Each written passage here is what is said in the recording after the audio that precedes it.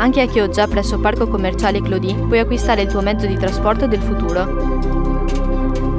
I migliori prodotti del mercato e a costi contenuti. Per informazioni visita il sito www.motozone.it o chiedi informazioni via email info@motozone.it. Il cantiere di ANAS per la manutenzione del ponte che attraversa il Brenta lungo la strada Romea è sempre più un inferno per chi è costretto a transitarvi e per gli abitanti delle frazioni a sud di Chioggia. Nelle ultime ore si sono intensificate le prese di posizione negative atte a trovare una soluzione ai disagi crescenti. Se il presidente dei concessionari balneari riuniti in Ascot, Giorgio Bellemo, ventila addirittura il blocco della circolazione stradale a costo di una denuncia, ci preoccupiamo di riaprire le spiagge, dice Bellemo, ma chi riuscirebbe ad andare a Isola Verde in queste condizioni? Sperando che l'amministrazione comunale chiami in raccolta tutta la città, il consigliere regionale Jonathan Montanariello postula soluzioni alternative come un ponte galleggiante parallelo per le auto e teme per la campagna primaverile del radicchio con gli operatori che fanno la spola tra il mercato di Brondolo e i campi di Carino. Si rischia che il prodotto vada conferito altrove, spiega Montanariello, e lo stesso vale per le località balneari meglio raggiungibili. L'esponente politico ricorda anche la vivibilità dei territori direttamente coinvolti, lavoratori e paesi totalmente isolati nella propria socialità, e valuta l'organizzazione di una manifestazione per chiedere ad ANAS e alla Regione di trovare soluzioni in tempi rapidi. Dal canto suo il sindaco Alessandro Ferro ha scritto ieri all'ente stradale per ribadire ancora una volta la necessità di proseguire le opere anche di notte, accorciando i tempi di consegna. Una ulteriore comunicazione è partita stamane dal municipio di Chioggia verso la prefettura per chiedere la convocazione di un incontro congiunto in materia assieme ai primi cittadini di Cavarzere e Adria. La questione intanto è approdata in Parlamento, dove la deputata leghista Ketty Fogliani, eletta nel territorio clodiense, ha firmato un'interrogazione al ministro delle infrastrutture Enrico Giovannini, vocata a un veloce intervento per far fronte ai problemi connessi al cantiere. La sicurezza stradale è a rischio e la viabilità alternativa non è mai decollata, specie ora che le ristrutturazioni del ponte stanno affrontando la fase più critica per la sostituzione della campata centrale. Il governo, chiede Fogliani, fornisca indicazioni relative alla previsione di fine cantiere e al ripristino della viabilità ordinaria, senza senso alternato regolato da semaforo e movieri. Aggiunge il consigliere regionale Dolfin: il territorio non può pagare il prezzo di questa pessima gestione e dei 2 anni di ritardo, sappiamo bene a chi imputarli. La gestione poteva essere diversa e organizzata, il prefetto si assume le sue responsabilità. Ma finché, aggiungiamo noi, i camion di grande stazza non verranno dirottati in toto lungo le autostrade, sgombrando la Romea dalla propria presenza, sarà difficile venirne a capo. L'appuntamento di culto con la pizza sottomarina torna finalmente a incontrare i suoi tantissimi affezionati e ad accoglierne di nuovi. La pizzeria da Leo in via Padova 1 è aperta tutti i giorni dalle 17 anche su ordinazione. Contatta quindi il numero 041 55 40 550 dalle ore 16 e prenota la tua pizza preferita.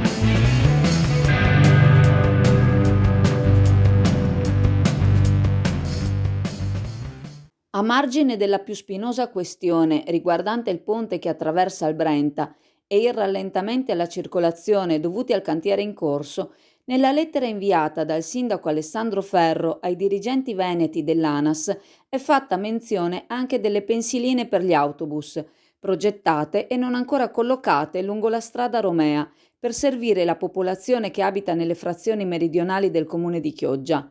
L'ente che ha in incarico la manutenzione della strada aveva previsto una spesa di 270.000 euro, alla quale l'amministrazione locale dovrebbe aggiungere i fondi per l'illuminazione e per l'attraversamento pedonale. Dopo la riunione tra le parti avvenuta a metà marzo, nessun segnale è in atto quanto alla ripresa delle attività. Il primo cittadino ha appunto chiesto delucidazioni ai vertici dell'ANAS, visto che gli operai sono stati al lavoro solo tra ottobre e dicembre 2020.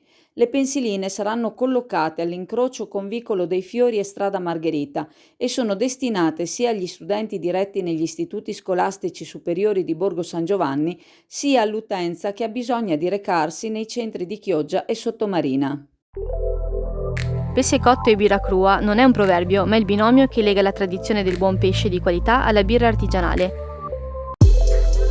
Fish and Beer, in Viale Venezia 8 a Sottomarina, ha rinnovato il suo negozio di specialità alimentari e ha riaperto all'insegna della qualità e del gourmet. Il pesce migliore anche cotto, le migliori prelibatezze culinarie e i migliori abbinamenti con le birre artigianali li trovi solo da Fish and Beer in Viale Venezia 8 a Sottomarina. Telefono 335 84 17 387. Nel corso della tradizionale conferenza stampa di questa settimana, avvenuta stamane negli uffici di Mestre, il direttore generale dell'Ulstre Serenissima, Edgardo Contato, ha riferito che gli operatori sanitari hanno somministrato anche ieri oltre 5.100 dosi di vaccino anti-Covid negli hub dell'area metropolitana. Ma viaggiamo in riserva, ha spiegato purtroppo il direttore, poiché manca la benzina, ovvero i vaccini stessi. È sconsolante perché continuiamo a fare l'impossibile per proseguire il lavoro sfruttando ogni giacenza, garantendo a ogni persona che abbia in mano la propria prenotazione. Nessuno di coloro che hanno un appuntamento tornerà a casa senza essere vaccinato, ne possiamo rimandare le seconde dosi, ma oltre a questo potremo fare ben poco. Mentre siamo già in grado di effettuare 5.000-6.000 vaccinazioni al giorno, lunedì prossimo ci troveremo ad una disponibilità uguale a zero. Avremo 2 giorni di fermo, poi mercoledì riceveremo le nuove forniture. Possiamo contare che per la prossima settimana ci arrivino 16.000 dosi di Pfizer e meno di 2.000 dosi di AstraZeneca. In 3 giorni l'ULSS sarebbe in grado di somministrarle tutte, per poi restare però di nuovo priva di disponibilità. Stiamo quindi aprendo con oculatezza, ha spiegato il responsabile della campagna vaccinale, dottor Luca Sbrogiò, nuove limitate possibilità di prenotazione, distribuendole tra le sedi per venire incontro in modo uniforme alla richiesta di tutti i territori. Dall'ULSS 3 viene una rassicurazione forte agli anziani e ai loro familiari. Con ogni dose disponibile, ha proseguito il direttore Contato, siamo impegnati a vaccinare la fascia più anziana. Entro il mese tutti gli over 80 che sono disponibili alla vaccinazione o si saranno iscritti attraverso il centro unico di prenotazione e il portale web saranno contattati dagli operatori per effettuare assieme l'adesione oppure saranno vaccinati a domicilio. Tutti saranno raggiunti con certezza e resteranno senza vaccino solo quelle persone che diranno espressamente il proprio rifiuto. Rifiuto che non è consentito invece agli operatori sanitari. Regole stringenti sono state introdotte quanto alla vaccinazione di chi lavora nelle strutture sanitarie, ha spiegato il direttore sanitario dottor Giovanni Carretta, e attendiamo che tutti coloro che fin qui hanno aspettato o sono stati titubanti ora aderiscano all'offerta. Si tratta di un imperativo etico, prima ancora che di legge. Gli operatori sanitari sono a contatto con i pazienti e anche con i positivi al Covid, che sono circa 2.000 nei soli ospedali dell'ULSS 3. Non si può pensare che chi si avvicina a un degente o un malato con l'intento di curarlo possa essere contemporaneamente un potenziale portatore del virus. Se cerchi una cartoleria dove poter fare i tuoi biglietti da visita e menù per il tuo ristorante, c'è la Pegaso.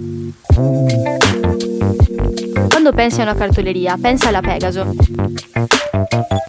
Ci trovi a Borgo San Giovanni 111 e su WhatsApp al 328 63 57 832. Ti consegniamo a casa gratis e anche da casa puoi pagare con carta o bancomat. Per te solo il meglio e il meglio è la Pegaso. Verso le celebrazioni del prossimo 25 aprile, giornata della liberazione dell'Italia dal giogo nazifascista, si moltiplicano non solo le iniziative di commemorazione, ma anche la conoscenza più approfondita di alcuni fatti storici del periodo, che hanno segnato il territorio clodiense e quelli limitrofi. La ricerca in corso da parte del Comitato Ampi di Ponte San Nicolò, in provincia di Padova, riporta alla luce un episodio di grande solidarietà che le famiglie agricole di Cavanella e Cavana profusero nei confronti di alcuni prigionieri di guerra inglesi, evasi dal campo tedesco di Chiesa-Nuova, sempre nel Padovano. Grazie al sostegno del dottor Flavio Busonera, martire della resistenza cavarzerana, circa 150 profughi britannici trovarono riparo nelle campagne circostanti e della Sacisica, fino a raggiungere la zona più vicina all'Adige, dove, secondo il piano elaborato dal religioso padre Domenico Artero, una moto silurante li avrebbe condotti in salvo nell'isola dalmata di Lussimpiccolo. Le informazioni ricevute da Aldo Varisco, comandante Chioggiotto del Comitato di Liberazione Nazionale, scomparso nel 1988, e da un altro partigiano locale, il maestro Cristiano Vianello, permisero però di svelare il doppio gioco di un tenente slavo, che probabilmente avrebbe riconsegnato gli inglesi ai nazisti, facendo quindi saltare il progetto all'ultimo momento. Resta comunque il mirabile atto di cui si è resa protagonista la popolazione di Cavanella e Cavana, la quale ha dato rifugio, vitto e alloggio, a rischio della propria stessa sicurezza, a questi giovani venuti da oltremanica per collaborare alla liberazione del paese. Oggi l'ANPI di Ponte San Nicolò sta cercando di risalire con esattezza quali furono le famiglie coinvolte e benemerite, in modo da onorarne gli eredi. Secondo le prime informazioni assemblate da varie fonti, uno dei luoghi topici per il soccorso fu il Masenile, collocato nelle vicinanze di Motta e Cavana. Là dentro le famiglie dei Mugnai, come i Fabris, detti Pignatin, e i Finotto, detti Baruffa, rifocillarono i soldati della Royal Army, ma l'appello è rivolto a tutti coloro che fossero in grado di testimoniare l'accaduto, anche dai racconti dei propri cari ormai scomparsi. Le vicende dei territori a sud del comune di Chioggia e di quelli circonvicini risultano spesso intrecciate con quelle delle forze armate inglesi, che soprattutto nel Cavarzerano erano attive in operazioni di sabotaggio delle linee nemiche. Purtroppo celebri anche i bombardamenti, come quello del 7 agosto 1944, che distrusse molte abitazioni a Cavanella d'Adige, provocando la morte, tra gli altri, di un'anziana e 3 bambini.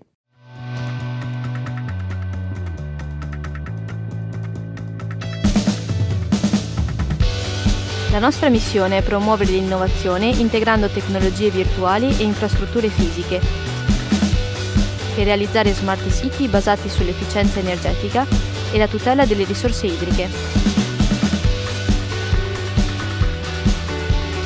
Visita il nostro sito www.ideasrl.it/.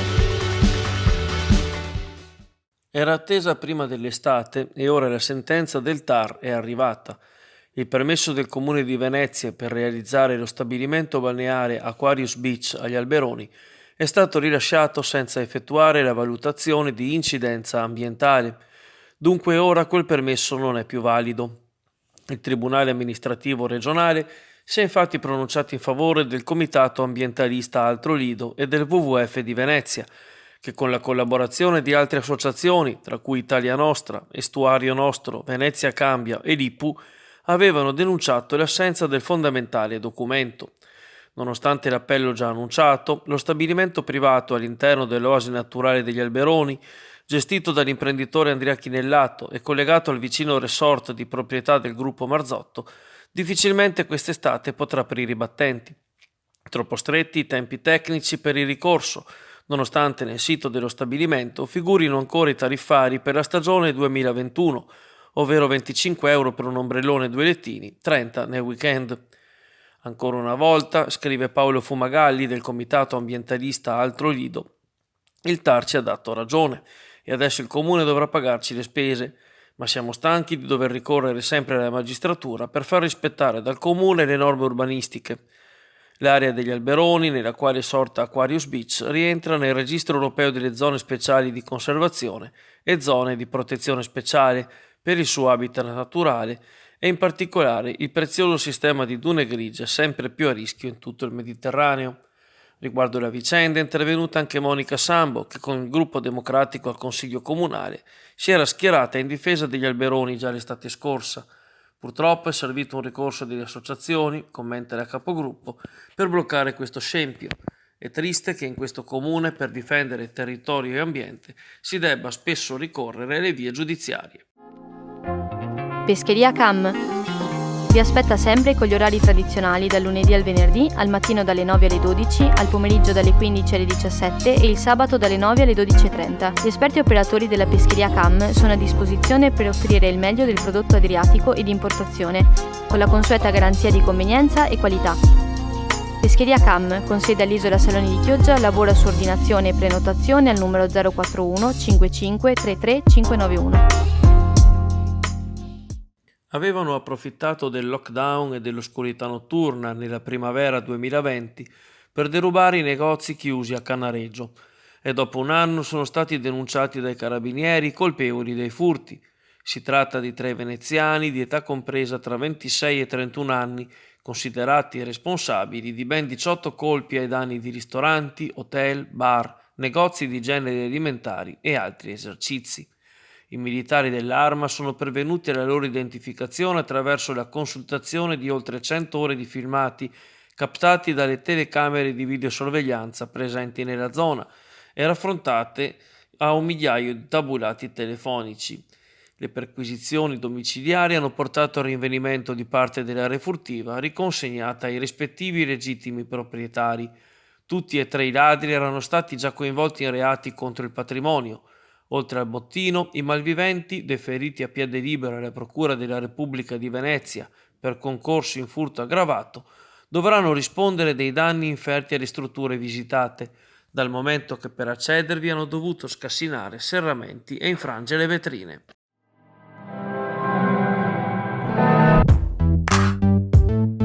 Voglia di caffè? Da Passione Caffè in Piazza Europa 10 a Sottomarina, con soli 18,50 € puoi portare a casa una mini caps in comodato gratuito a 50 capsule.